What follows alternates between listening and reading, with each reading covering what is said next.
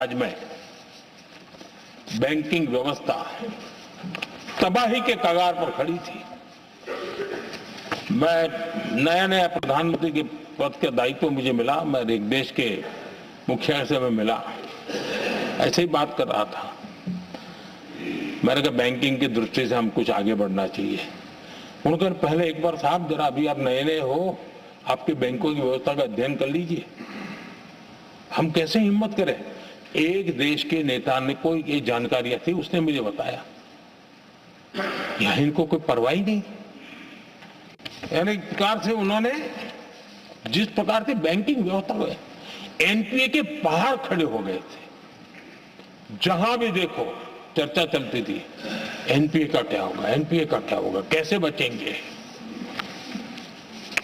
आदरणीय सभापति जी, चुनौती बड़ी थी, लेकिन हमने समझदारी से काम लिया।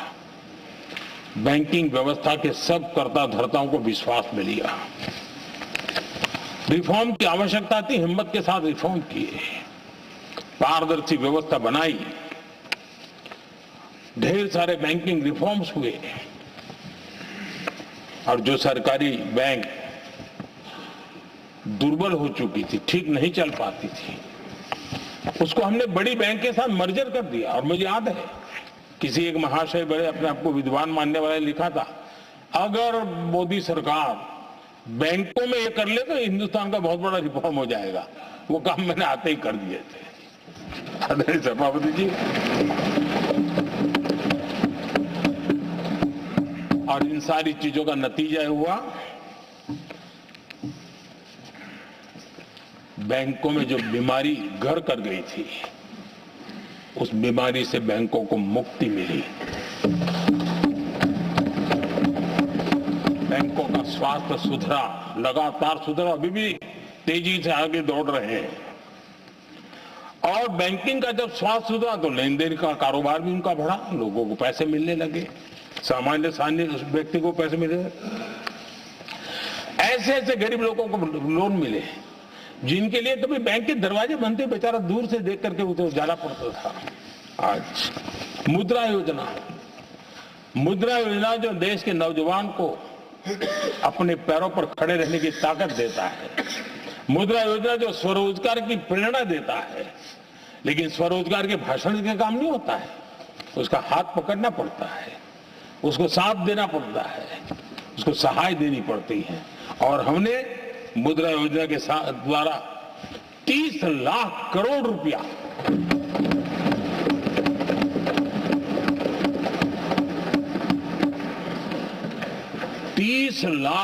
रुपया से ज्यादा लोन मुद्रा योजना के माध्यम से और बिना गारंटी देश के नौजवानों के हाथ में दिया, और उन्होंने अपने कारोबार को आगे बढ़ाया। और गर्व की बात है, उसमें बहुत बड़ी मात्रा में माताएं बहनें भी हकदार बनी, लाभार्थी।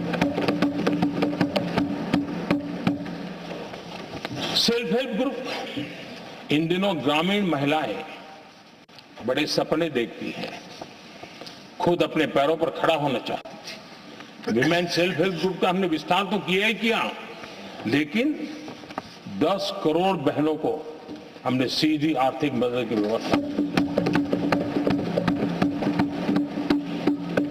हमारे एमएसएमई सेक्टर को हमने भरपूर लोन दी। और मैं आज बड़े संतोष के साथ, बड़ी जिम्मेवारी के साथ इस पवित्र सदन में कहना चाहता हूं, हमने एनपीए जिसके पहाड़ हुआ करते थे 2014 के पहले, आज उसको हमने नीचे निम्न स्तर पर ला करके खड़ा कर दिया। आज एनपीए 1% से भी नीचे है। ये अपने आप में बैंकों के स्वास्थ्य के लिए बहुत उत्तम काम हमने किया। मैंने इतना ही नहीं, हमारे बैंकों का प्रॉफिट आज रिकॉर्ड पर है, हाई रिकॉर्ड है उसके। ये अपने आप में देश की अर्थव्यवस्था को ताकत देने के लिए, बैंकिंग व्यवस्था मजबूत होती है तो बाकी अर्थव्यवस्था को भी मजबूती मिलती है। उस काम को कहेगा। आदरणीय सभापति जी, मैं एक और उदाहरण देना चाहता हूं। हमारे पीएसयूज। आमतौर पर पीएसयूज के संबंध में मान्यता बन चुकी थी, वो बनते ही है बीमार होने के लिए, वो बनते ही हैं बर्बाद होने के लिए, वो बनते ही हैं बंद होने के लिए। हमने इस पूरी मानसिकता को हकीकतों के आधार पर बदलने में सफलता प्राप्त की है। और ये लोग पीएसयूज को लेकर के कितनी गलत बातें फैलाते थे। अर्बन नक्सल की तरह ऐसे पीएसयूज के दरवाजे के बाहर मजदूरों की मीटिंग करके भड़काने का पाप करते थे, गुमराह करने का काम करते थे। इन्होंने LIC, state bank of India और भी एचएएल, ऐसे हर एक को बड़ा भला बुरा और इतना भद्दे तरीके से, जब उनकी सरकार थी तब तो इन चीजों को संभाल नहीं पाते थे, उसको कुछ कर भी नहीं पाते थे। आदरणीय सभापति जी, हमने इसमें भी हिम्मत दिखाई। हमने पीएसयूज के संबंध में भी रिफॉर्म्स किए, रिफॉर्म्स की लगातार परंपरा चलाई। आज एलआईसी बेस्ट तरीके से बताए, पूरे कार्यकाल में अपना एलआईसी का जन्म हुआ तब तक उत्तम से उत्तम परफॉर्मेंस का कालखंड उसका गुजर रहा है। जिन पीएसयूज को कांग्रेस के नेता ताले लगवाने की कगार पर पहुंच चुका था और उसी पर अपनी राजनीतिक रोटी सेकने का प्रयास भी किया गया था, आज हमारे पीएसयूज रिकॉर्ड प्रॉफिट पर हैं।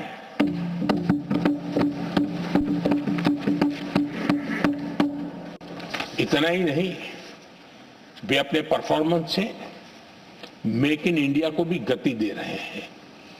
मेक इन इंडिया का जो सपना है उसका पूरा करने में वे भी एक बहुत बड़े कैटलिक एजेंट के रूप में आज भूमिका अदा कर रहे हैं। रिकॉर्ड संख्या में रोजगार बना रहे हैं। इतना ही नहीं, हमारे कुछ पीएसयूज आज विश्व के अंदर जा रहे हैं, विश्व में भी अपनी ताकत दिखा रहे हैं, विश्व के साथ जुड़ रहे हैं, दुनिया के कई देशों के विकास यात्रा में वो भागीदार बन रहे हैं। आज हमारे पीएसयूज को बहुत बड़े बड़े ऑर्डर देश से भी और देश के बाहर से भी मिलने लगे हैं। ये अपने आप में मैं जो कहता हूं ना, एक बहुत महत्वपूर्ण पड़ाव पर ये देश से 25 साल है, उसका संकेत यहां नजर आता है। आदरणीय सभापति जी, कांग्रेस ने विश्वासघात करने के विषय में भी हमारे देश के अन्नदाता को भी नहीं छोड़ा। इस देश में 10 करोड़ किसान ऐसे हैं जिनके पास 2 हेक्टेयर से भी कम जमीन है, छोटे किसान हैं। उनकी तरफ कभी परवाह नहीं की गई, उनकी तरफ कभी देखा नहीं गया, नहीं उनके दिमाग में ये छोटे किसानों का कोई महात्म्य था। उनको लगता है कुछ बड़े लोगों को संभाल लिया तो गाड़ी चल जाएगी, और यही राजनीति करते रहे। आदरणीय सभापति जी, हमारे दिल में छोटे किसान के प्रति एक दर्द था। हम जमीनी हकीकतों से परिचित थे और उसी के कारण हम पीएम किसान सम्मान निधि योजना लेकर के आए।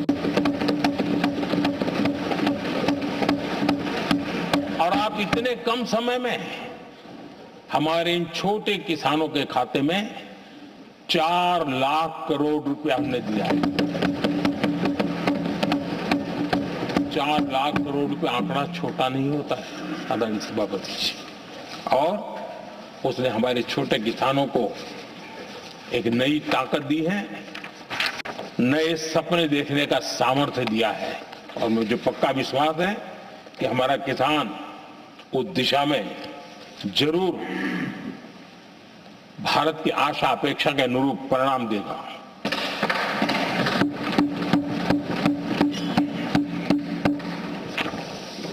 आदरणीय सभापति जी,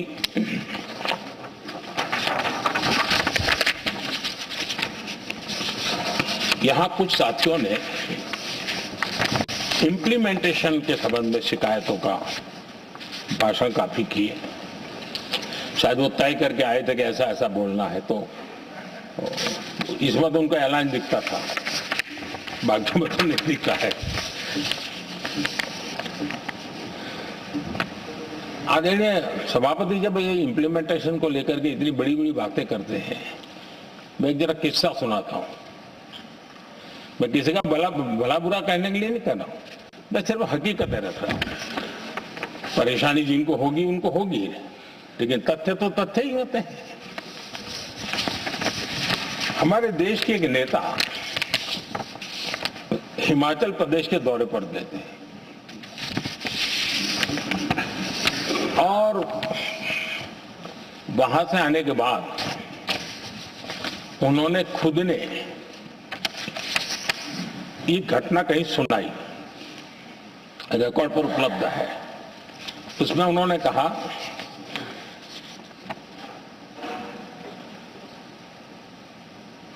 उस नेता ने क्या कहा, मैं उन्हीं के शब्द पढ़ रहा हूं। काफी लंबे समय तक मुझे योजना आयोग से संघर्ष करना पड़ा, क्योंकि वे पहाड़ी क्षेत्रों के लिए अलग योजनाएं बनाने को तैयार ही नहीं थे। मैं हिमाचल प्रदेश गई थी, जब मैं वापस आई तो मैंने योजना आयोग में कहा कि हमारे कामदारों को, वर्कर्स को जीप की जरूरत नहीं है, बल्कि खच्चरों की आवश्यकता है, ताकि कम से कम उन पर सामान आदि लादा जा सके। आगे उन्होंने कहा, लेकिन मुझे बताया गया हम पैसा तो जीप के लिए ही देंगे, क्योंकि खच्चरों के लिए पैसे देने की पॉलिसी नहीं है। इसी भाषण में आगे वो कहती हैं, अब वहां सड़कें ही नहीं थी। उनका कहने का कारण यह था कि हिमाचल में जहां वो गई वहां सड़कें ही नहीं थी। अब वहां सड़कें ही नहीं थी तो फिर उस पर जीप का क्या लाभ हो सकता है? जीप लेकर के कौन जाएगा जहां रोड नहीं है? लेकिन उस समय योजना आयोग का जोर था या तो जीप या तो कुछ भी नहीं। आदरणीय सभापति जी, ये भाषण किसी और का नहीं, ये कांग्रेस के वरिष्ठ नेता और तत्कालीन प्रधानमंत्री इंदिरा गांधी का भाषण है।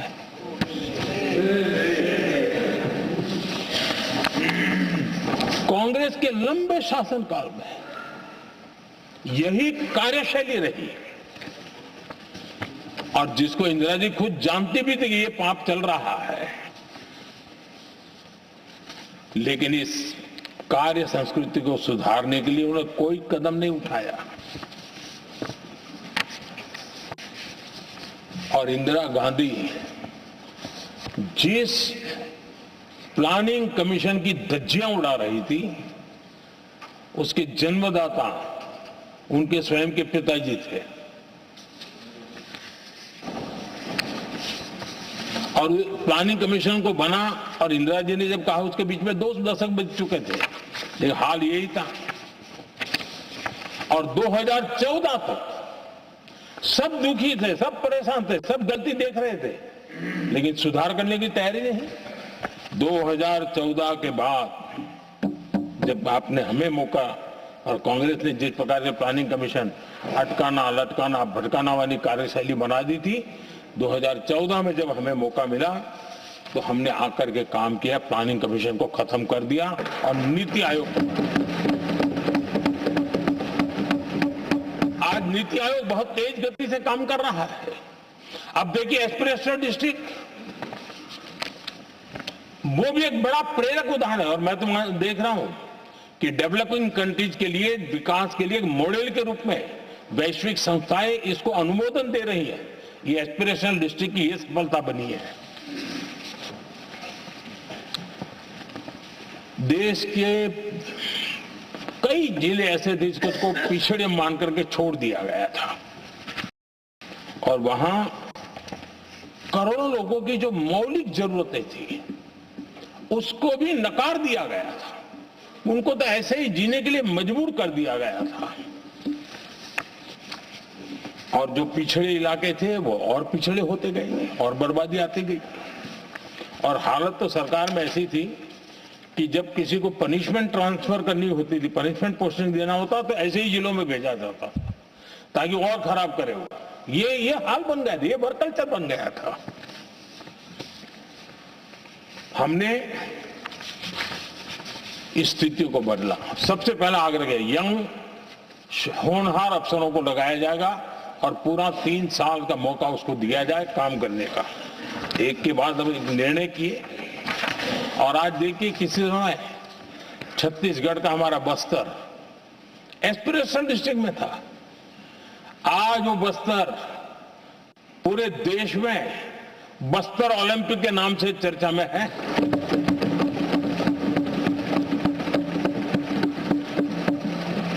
आज विकास की धारा बस्तर के गांव गांव पहुंच रही है। अभी कुछ गांवों में पहली बार बस देखी, पूरे गांव ने उत्सव मनाया बस्तर में।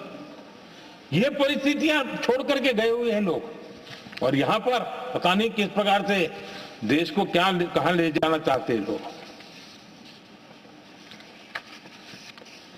आदरणीय सभापति जी, इम्प्लीमेंटेशन क्या होता है, ये एस्पिरेशनल डिस्ट्रिक्ट एक बहुत बड़ा शानदार उदाहरण है। ऐसे तो सैकड़ों उदाहरण हैं, लेकिन मैं कहने के लिए इसको उल्लेख कर रहा हूं। कांग्रेस के हमारे साथियों को ये जो बदलाव आ रहा है उसमें इम्प्लीमेंटेशन नजर नहीं आ रहा है। और उनका तो एक ही वो प्लानिंग कमीशन वाला मॉडल है, जीप और खच्चर वाला मॉडल, यही वो लोग जानते हैं, उससे आगे कुछ नहीं जानते। और ये इम्प्लीमेंटेशन कैसे करते हैं, मेरा जन्म नहीं हुआ था उसके पहले सरदार वल्लभ भाई पटेल ने नर्मदा नदी पर बांध बांधने की कल्पना की। विषय तो पक्का हो गया, सरदार साहब नहीं रहे, खैर नेहरू जी ने शिलान्यास किया। अब इम्प्लीमेंटेशन देखिए इनको। मेरा जन्म नहीं हुआ था जब इसकी कल्पना की गई थी और प्रधानमंत्री बनने के बाद मैंने उसका उद्घाटन किया, ये हाल है।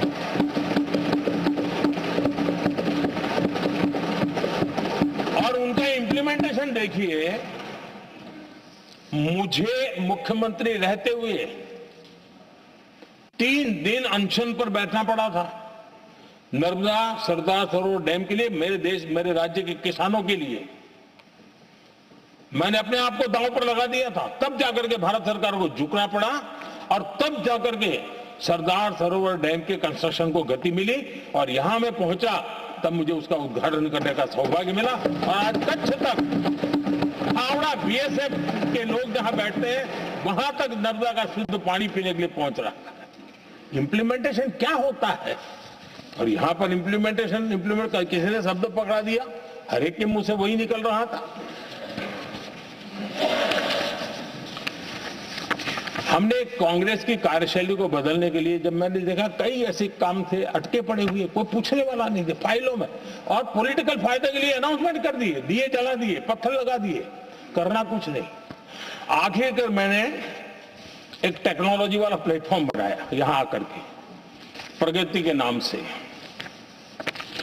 ये प्रगति प्लेटफॉर्म का मैं उदाहरण देता हूं, आप हैरान हो जाएंगे, मुझे एग्जैक्ट याद नहीं है लेकिन शायद हिमाचल में एक ट्रेन उन्होंने पार्लियामेंट में घोषित की थी, शायद ऊना और कोई। मेरे आने तक वो कागज पर भी उसका ड्राइंग नहीं बना था, बताओ, और चुनाव जीतने के लिए वो घोषणा कर दी।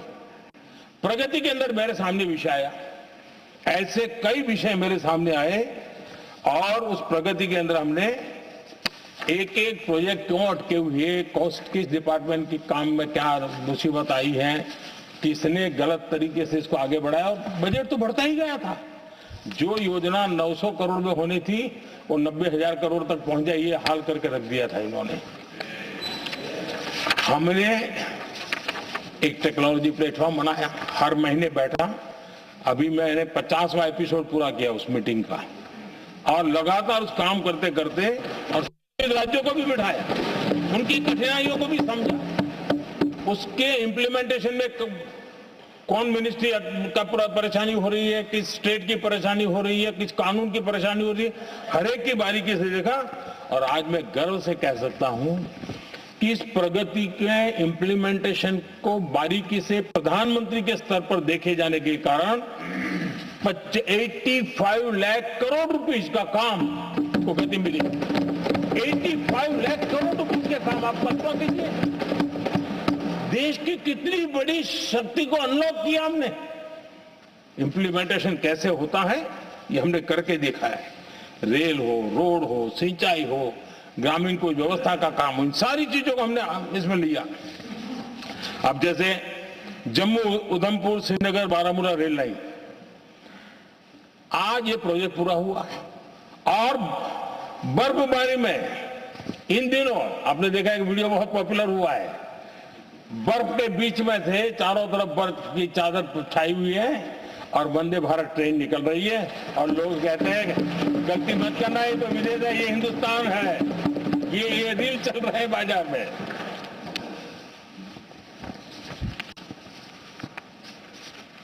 लेकिन 3 दशक तक यही प्रोजेक्ट लटका हुआ था। 3 दशक, 30 साल आप कल्पना कर सकते, 2 पीढ़ी आगे बढ़ जाए, ये यही के अटके पड़े थे। हमारी सरकार ने इसको पूरा किया।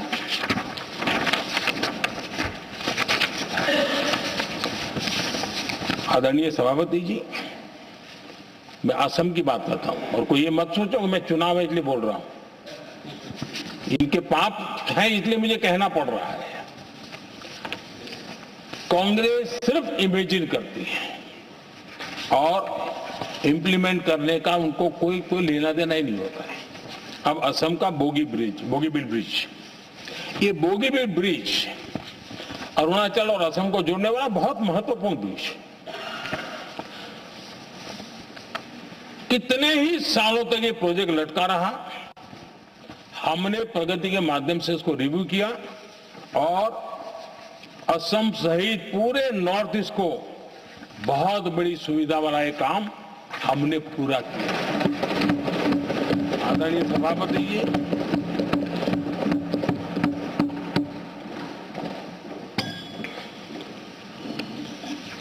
इंप्लीमेंटेशन की बातें जब करते हैं तो एक बार हमारे पास तो तथ्यों के साथ चीजें हैं कि हमने चीजों को समय पर पूरा करने की दिशा में आगे बढ़े। और इन दिनों तो जो काम कर रहे हैं समय से पहले हो रहा है। हमने पूरी दुनिया को कहा था कि हम 2030 तक यहां पहुंचेंगे सोलार में, हमने वो काम 2025 में कर दिया।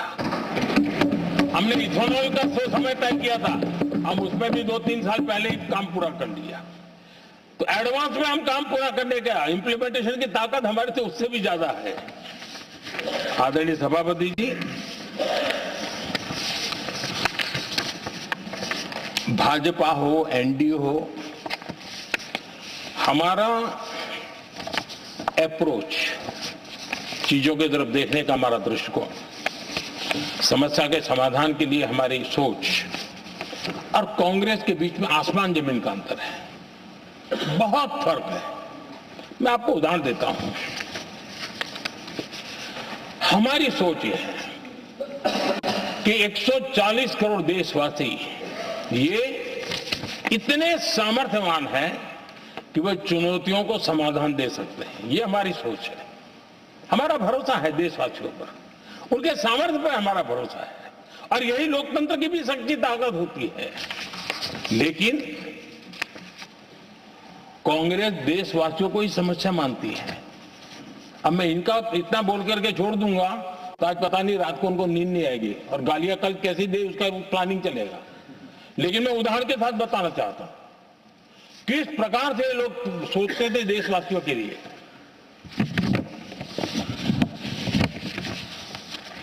देश के लोगों के बारे में नेहरू जी और इंदिरा जी की सोच क्या थी, मैं उसके विषय में बताना चाहता हूं। इंदिरा जी एक बार ईरान गए थे और ईरान में वो भाषण दे रही थी। और उस भाषण में उन्होंने नेहरू जी के साथ जो बातचीत हुई थी उसका उल्लेख किया। खुद ने कहा है, उन्होंने कहा, और मैं जो इंदिरा जी ने कहा था उसको कोट कर रहा हूं, जब किसी ने मेरे पिताजी से पूछा, यानी नेहरू जी से पूछा कि उनके सामने कितनी समस्याएं हैं, तो उन्होंने उत्तर दिया था 35 करोड़। नेहरू जी ने जवाब दिया था कि उनके सामने कितनी समस्याएं हैं, बोले 35 करोड़। उस समय हमारे देश की जनसंख्या थी 35 करोड़। अब आगे देखिए, 35 करोड़ देशवासी नेहरू जी को समस्या लगते थे। ऐसा कोई मुखिया हो सकता है क्या जी? और इस बात का उदाहरण देते हुए इंदिरा जी ने आगे कहा कि आज देश की जनसंख्या 57 करोड़ है, इसलिए मेरी समस्याओं की संख्या भी उतनी ही बड़ी है। यानी पिताजी को 35 करोड़ समस्या वाले देशवासी लगते थे, अब 57 करोड़ उनको समस्या। कोई ऐसा हो सकता है जो अपने ही देशवासियों को समस्या माने? ये फर्क है उनकी सोच और हमारी सोच में, ये फर्क है उनके अप्रोच और हमारे अप्रोच में।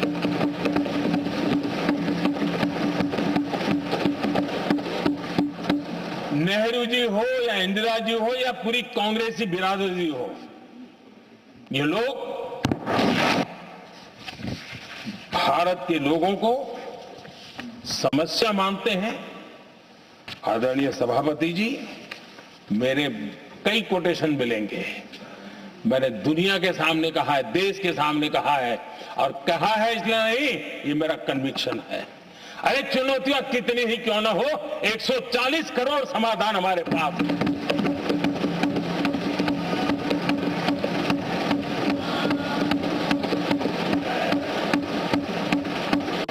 हमारे लिए देशवासी समर्थक की पूंजी है। हमारे लिए हर देशवासी भारत का उज्जवल भविष्य का नियंता है, निर्माता है, कर्ता धर्ता है। हम उसको समस्या कैसे कह सकते हैं? ऐसी सोच वाले लोग अपने परिवार का ही भला करेंगे और किसका करेंगे? आदरणीय सभापति जी, देश के लोगों का अपमान करते रहना ये कांग्रेस के स्वभाव में पड़ा हुआ है, उनके संस्कारों में पड़ा हुआ है। कांग्रेस ने बीते दिनों राष्ट्रपति जी का अपमान किया। चुनाव के बाद जिस प्रकार से हमारे राष्ट्रपति जी के लिए शब्द कहे गए हैं, शर्मिंदगी महसूस होती है कि ये कैसे लोग हैं? भारत के राष्ट्रपति के लिए क्या बोल रहे हैं लोग? आदरणीय सभापति जी, कल लोकसभा में भी राष्ट्रपति जी के अभिभाषण पर चर्चा नहीं हो पाई। ये राष्ट्रपति पद, उसका घोर अपमान किया है। उनको संविधान शब्द मुंह में बोलने की अधिकार नहीं रहता है। जो लोग गरीबी से निकली हुई एक महिला, आदिवासी परिवार से आई हुई एक महिला, जब आपने लोकसभा में जो व्यवहार किया है, आपने आदिवासी समाज का अपमान किया है, आपने महिला का अपमान किया है। भारत के सर्वोच्च पद पर विराजमान, संविधान ने जिनको सर्वोच्च पद दिया है, आपने उनका अपमान किया है, आपने संविधान का अपमान किया है।